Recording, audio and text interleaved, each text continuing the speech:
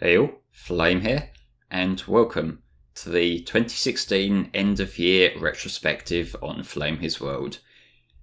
As per usual, this is going to be me rambling on for an extended period of time, just reflecting on the previous year, and I will say this will be more of a personal kind of reflection this year, not explicitly just the channel. And the reason for that is the channel's been quite quiet this year compared to previous years, which I'll get into. But there's also a few other things that have happened that I sort of want to cover, like collaborations and whatnot. And I thought it'd make sense just to throw it all together in one video, rather than just segregating all my rambling and, making even more of a mess of everything than I usually do. But that being said, I am starting with the FlameHisWorld stuff, because there's been 4 proper playthroughs, one unfinished which I'll cover. But first up is Sonic Rivals, which this was my first time recording a new playthrough after a long break. Beyond Two Souls finished at the end of December 2015, and I didn't get to Sonic Rivals until April, so there was a 3-month break of not really doing anything. And it's kind of hard to pick myself back up. This is a problem I have when I have a lot of breaks and I have a lot of things interfering. And Sonic Rivals, I think, gameplay-wise, I did okay. It's not a perfect run. It was never going to be. Sonic Rivals is too jank of a game to get a clean run down. But I got it as best I could, gameplay-wise. I edited together so that it wasn't, showing everything. It was just showing, an abridged cut of Sonic Rivals. Because Lord knows I wouldn't want to be trying to comment over the same levels 4 fucking times, because Rivals can be monotonous enough as it is. But that was okay. I think commentary-wise, I did okay. It's never gonna be one of me greatest commentaries or one of the most exciting LPs to go back to or anything. But I think as far as Sonic Rivals goes, with the material I was working with, I did probably as good a job as I could. I managed to keep the pace going throughout the commentary. There weren't really many of them awkward pauses or parts where I clearly had to edit out a load of shit or whatever. So I think, the commentary's okay. It does the job. I'm okay with Rivals. Next up is my favourite of the commentaries we've done on FlameHisWorld this year, and that is the redo of Sonic Generations HD. Now, this one got a fair bit to say about, because we're back to the original 3-man FlameHisWorld group dynamic. That's myself, Stephen, and Chris. It's the first time we've done a commentary like that in quite a while. I think the last time was back in 2014, actually, with All Stars Raced and Transformed.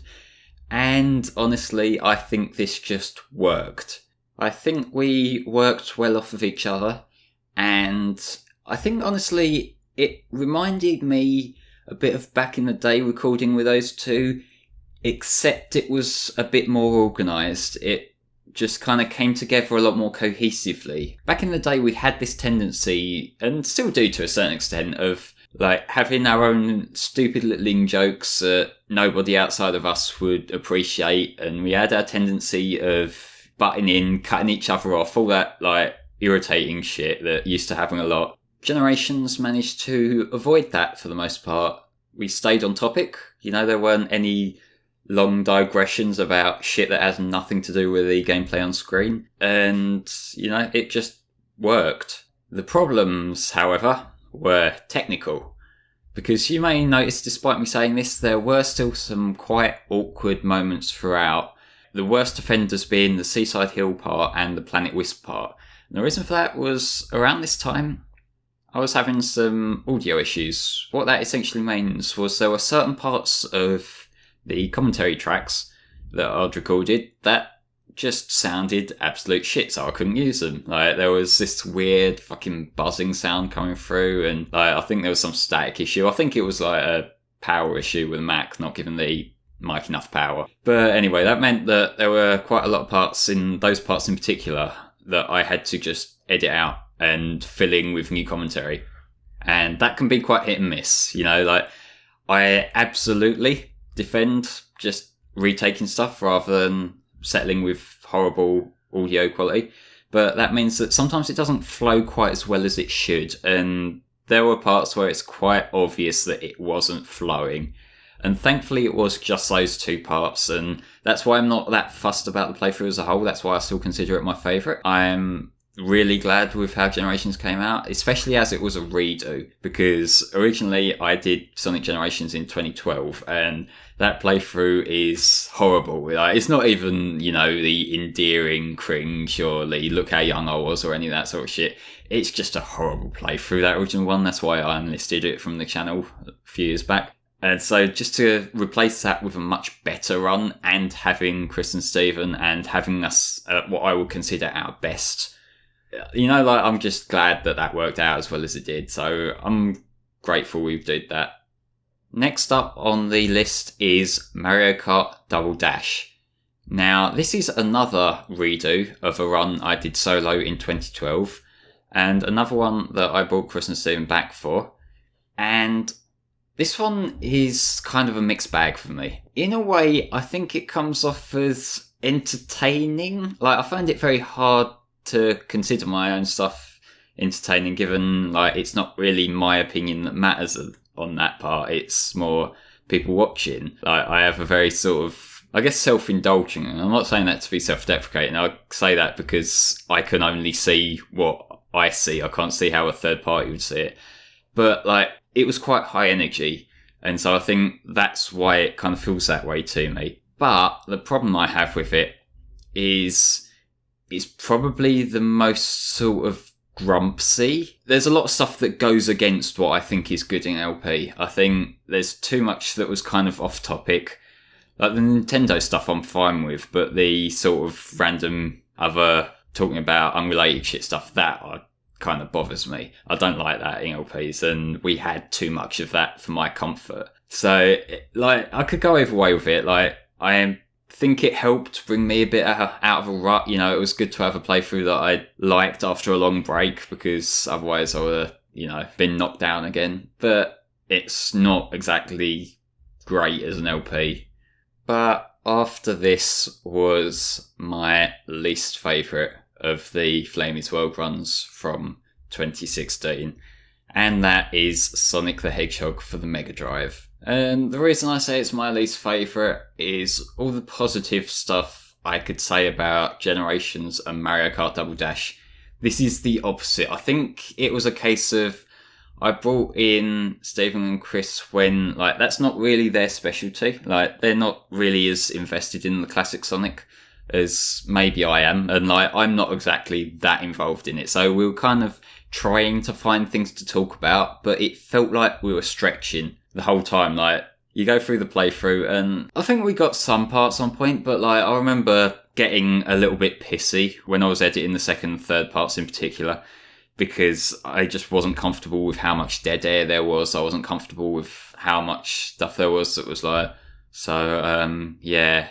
kind of commentary. It's the weakest from this year, and it's one of the weakest FlameHisWorld playthroughs. That's not a knock on anyone involved. I just don't think it worked as well as it should have, and really, I should have approached that one as a solo one, because the solo commentaries have a very different vibe to them. I have more leeway to re-record parts if, there's some dead air, or just add other stuff in, or even just, have a more researched trivia throwing sort of commentary, as opposed to trying to build up a conversation that wasn't going to happen. I don't particularly like the Sonic 1 LP. Now, if you've been paying attention to the channel over 2016, you may have realised I missed out something from that list. And that is a disappointment to me. As with whenever I've had to cancel a run, even just looking back to, say, Pokemon Crystal, Pokemon Colosseum, that fucking Kirby thing I did, I hate cancelling runs, and this one's the one I'm probably most disappointed to have had to cancel outside of maybe Crystal, and that is Everybody's Gone to the Rapture. Now, this one's got a little bit of background to it, because I started recording this around, I want to say, May. I got 2 parts recorded then, and this, around the time I was doing Generations with the others, you can probably see where this is going. I had the same audio issues, so I just had to scrap those 2 parts I recorded and given the kind of game Rapture is, it's one that I wanted to cover proper in depth like I did with Beyond Two Souls. So, you know, that was quite a fair bit to throw away. And I sort of left it for a little while until I want to say about, September, October, when I decided to try again. And I re-recorded the same 2 parts. You know, the first chapter with Jeremy, the second chapter with Wendy. They came out okay. Like, I got a new PC that didn't have the sort of what the fuck ever weird buzzing shit. And, like, I thought that was going well. But then I sat down to record part 3, and in true form, I was struggling to find things to talk about, and that was making me more and more anxious. Like, just doing, you know, fucking take after take after take of trying to talk about, say, the music and trying to analyse what the characters are saying and try and explain the mechanics. And I just realised that I'd kind of already done that in the earlier parts, and it was just every time I'd just try and get another takedown, or like I maybe got a couple of minutes done and then I listened to them a couple of minutes back in context and tried to edit them in and just see how it worked. And it just sounded really awkward. And I just thought, I've got like about an hour and a half of this game left to go. And if I'm struggling to fill 10 minutes, then this is going to be grating. And this was one that I tried to cling on to. Every now and then I'd leave it a few days and try and record another part, and I'd have the same problem. It'd sound horrible, or maybe I'd just have a bad take after a bad take, and it just really destroyed my motivation for it. And in the end, I kind of had to begrudgingly accept it wasn't going to happen, which, I'm not going to lie, that hurts. It feels like I've failed. It's also my own fault. You may remember I put up an update video shortly before I started Rapture, and this was my attempt to try and overcome the motivation issues I was having and the anxiety issues I was having. But it ended up making it worse. What I was trying to do was just, instead of like trying to feed out a constant flow of videos, I would just post content whenever I have content. But the problem I had there is that it quickly degraded to the next Rapture part needs to be done because I've done nothing. No matter how much I try to push myself to just take me time and get it done, I just can't. And, you know, it just didn't work how I wanted it to. This is just a problem I have. I'm not trying to make excuses because I fucking despise it when people make excuses, but my anxiety beat me. I tried to get a good job done. I've done it before, I should have been able to, but I just couldn't do it again. And that's why, this leading into my next thing I'm going to talk about, I need to change some stuff with myself seriously for next year. Because you may have kind of picked up the general vibe from the last few things I've been talking about. This has been overly negative, and it's been overly critical because I've got a lot of criticism for these runs. But what I need to do is try to strike a better balance with how satisfied I am with things, because I've fixed up the major problems from previous years. No longer am I leaving deaths in runs that waste time. No longer am I like putting out videos with fucking shitty Rock Band mic quality audio and not just uploading stuff with stupid in-jokes that no one's going to get. Like, the major problems have been sorted. So, and I've been trying to do this in recent times with some of the non-com ones that I've been doing, but I've just got to help myself identify where is the line. The line where I'll just say, it's done, it's okay, I'm not going to fuck with it anymore. You know, it's good enough. Which I have very perfectionist instincts, and this is part of where the anxiety comes from, but I can't use that as a crutch. I can't constantly ruin my own work and blame it on a health condition. Like, that's just not on. You don't do that. And so, like, I need to get better. Like, granted, with my life situation right now, most of my time goes into video stuff, even if it's not necessarily commentary. And I'm trying to look a bit positive here because, you know, I've been doing this for such a long time and I can see my own tics now. I'm starting to notice them. And so my criticisms of myself aren't objective anymore. There's like bad audio that's subjective. You know, you can hardly make out what people are saying. Leaving deaths in, that's subjective. It's like either I fuck up in the game or I don't. But now, like, whether it sounds good or not, it doesn't hurt to leave it a few days and come back with a fresh mind. I've got to try that. And what I want to do, whether this be with my own runs next year or the ones that I do with Chris and Stephen, I just want to have some fun with them. Because now I know what my points are. I know that as long as I play the game well and like my audio quality is good, like that stuff I can just tick off and say, yeah, that's done, it's fine. The other stuff, as long as we stay on point, which we have done with Generations, like if we can put out stuff that's about as good as Generations only without all the tech bullshit this time, I think it can be good enough. This is a big thing for me to say. Over the last couple of years in particular, Beyond Two Souls had a lot of fucking around, like, so, you know, just I can see where all the fucking around is now and just stop that, just make sure the right stuff is prioritised. And that's a very rambly way of saying it. I find it hard to put this sort of stuff into words. That's why these update videos and shit are always so all over the place for what lives. I think as critical as I am of a lot of stuff I've done this year, I am actually quite optimistic for next year. You've probably heard me say this before, but I'm going to do my best to prove it. I'm looking forward to it. Honestly, I'm going to have a bit of a chat with Chris and Stephen, make some plans with them. I've also got a solo run that I'm planning to do in January, another Mega Man game. So I think, on the whole, it's looking up. And with that, I think I've very incoherently made my point. So let's move on. And next up is something that I haven't really gone into that much in these videos in the past couple of years, but I've done a lot more collaboration stuff this year. And honestly, most of my output video-wise this year has been with other people on other people's channels. So I'm going to, not quite in as much detail as my own stuff, but just briefly go over the other runs I've done on other channels. The two channels being Even Games Deep Thought series, as well as Hellfire Comms.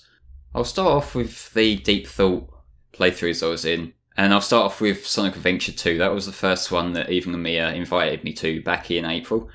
And that run, it's pretty decent. It was the first time that I was working with those two on actual playthroughs.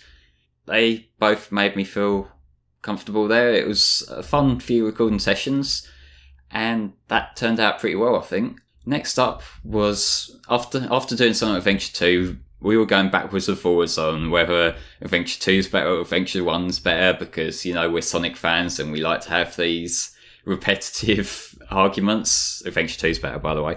And so we decided we'd do Sonic Adventure DX. So we've got the comparison one, and we brought our good fluffy friend DHP in for that. I handled the footage for that one. I got a pretty good rundown of that. That was one that I'd originally started recording in 2015, procrastinated a bit, and this was a good sort of incentive for me to actually finish off that playthrough. Aside from some interruptions during the recording process and also having a bit of a bitch of a time coming up with stuff to talk about in Amy's story, I think that one went fairly smoothly. And for the sake of time, I'm going to sort of brush over the Mega Man runs we did. This was part of Evan's Mega Mania series, and you can blame him for that name, by the way. But, like, we went through all the NES Mega Man games. I handled the footage for Mega Man 1, Evan handled 2 to 5, and Mia did 6. That marathon sort of started off a bit...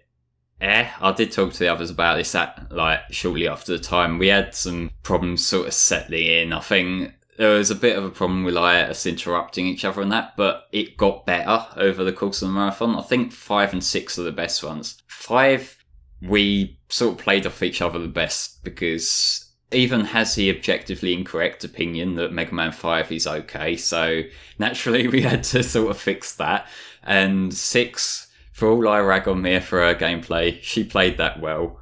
She got a good clean rundown of Mega Man 6, and that just helped bring together. That's something I've always found. When the gameplay's good, it tends to be easier to work with. And so, you know, we managed to wrap up the Mega Mania marathon, and that was a good little thing to keep myself busy during what was otherwise a really slow period of, long hiatus.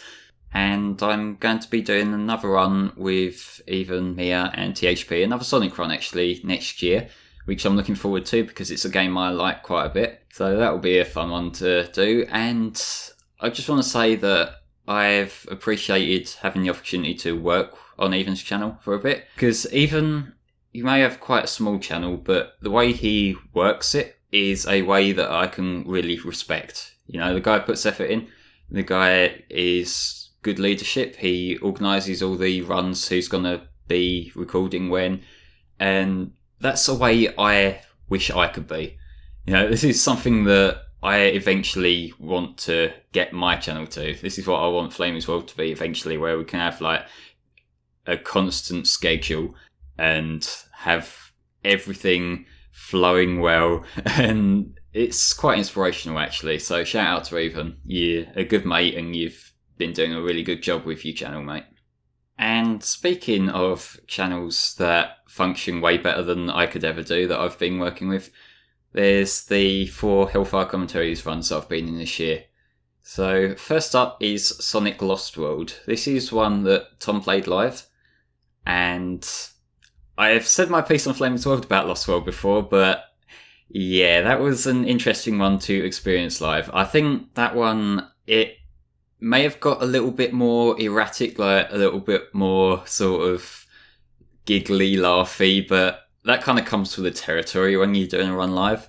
And also, I can be a bit of a dick, so seeing Tom fuck up repeatedly, that kind of humoured me. But yeah, like, I would say I'd probably prefer the more recent runs over that, but it was still a really good time to get Lost World recorded, especially how we did. So that was a good one. Next up was the 2 runs we did for Halloween, the first being Shadow the Hedgehog. Obviously my pick. I like Shadow the Hedgehog. We abridged it in a way that we showed off the important parts, really. We showed off the neutral, hero and dark runs, and that kind of showed off the bulk of what you need to see for Shadow. Granted, we were always going to miss something out because, like, doing everything in Shadow would have burned us out, and we didn't really want to lose steam on that kind of game, so we just abridged it. The commentary was pretty good. There's one part that bothers me, and that's that because of how I was drawing the levels from the stage select, I did miss out a cutscene near Glyphic Canyon. I know this is a really fucking petty thing to stick out to me, but that's kind of how I am. I see one problem and it just, like, it's a sore thumb in a way. But other than that, I quite liked Shadow the Hedgehog. The second Halloween one was Until Dawn. And this is a completely different kind of game in terms of its tone to anything I've done. It's a horror game. And yeah, that was an interesting change of pace. And that's something else that kind of made me feel a little bit better, because I was unsure how well Until Dawn would go down given how radically out there it is compared to other stuff I've done. But that went down well. I think the kind of dynamic we had with myself handling the footage for the game, Richie having seen the game but not played it, and Tom going in blind, that kind of worked because, you know, you get all sides of what you might want from LP. You get the reactions, but you also get the people who sort of know what they're talking about. Well, saying that loosely on my part, but you kind of get like the different perspectives of it, and that can work well. And that's something that Tom and Richie are both better than myself at just going into things blind. So good job to them for being a great commentary team in that respect. And last of all, somewhat fittingly, is actually my favourite playthrough I've been part of this year. And that is the HFC run of Sonic Advance 2.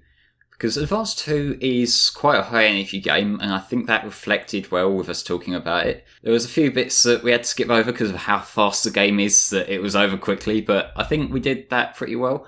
I had a lot of fun recording that game because I fucking love Advance 2. It's like one of my favourite side-scroller games ever. And having that as a way to round out the year, I'm real chuffed with that. So, yeah. And as with the collaborations on Evan's channel, I've got to say I really am grateful that I get to be part of such a great group, and I get to work with people who are as on the ball with this whole playthrough malarkey as Tom and Richie are, as well as the other guys in Hellfire Comms. They're probably always among my favourite runs to record, because And this is a shout out to Tom in particular. He is very good at keeping a commentary on track. During the times that otherwise would be like the awkward pauses or the digressions, he's really good at steering it back on track. And that, on the whole, makes the entire work feel much more cohesive. And that's the stuff that I feel most satisfied when I look back on. Because it just comes together as a good playthrough. Like, they all do to a certain degree. And like, that's why I'm glad I get to be part of that. So thank you to Tom, thank you to Richie, thank you to Hellfire Comms in general. I really do appreciate it, and I'm looking forward to making more stuff for these guys next year. So now to wrap up, given this video's been way longer than I anticipated, I just want to say that on a personal level, this year has not been particularly great for me. I've had a lot of things that have happened and a lot of things that have not happened that have kind of screwed me over a lot, and I've been left feeling rough because of it. But I am incredibly grateful for both my friends who I've got to know this year, as well as the friends I've grown much closer to. I'm not going to go listing off a load of people, but you know who you are, and thank you so much. And with that, to avoid the risk of me potentially rambling on for another 20 minutes about stuff no one cares about, I just want to take this opportunity to thank everyone for the support in 2016, and I hope you have a great new year. Bye bye for now.